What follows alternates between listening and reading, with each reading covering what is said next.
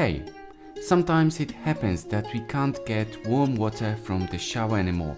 Most of the time we use thermostatic mixers so that we won't get burned by hot water. After a while, the thermostatic valve gets broken and it's not able to mix water properly. We have two ways to fix it. 1. We can change thermostatic valve.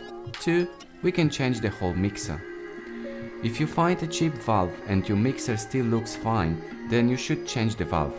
I decided to change the whole mixer, but I'll show you how to disassemble the mixer to replace the valve if you decide to do so. You don't have to take your mixer off from the wall, but for sure you have to close your main water supply. First of all, take off the cover. Undo the screw to take off the knob. Take off any other parts if needed.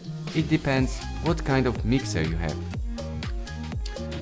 Now we have a nut that holds the valve in place.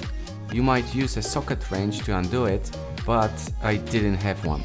I decided to cut a little mark with screwdriver and the hammer. Then I kept knocking the screwdriver around to undo the nut.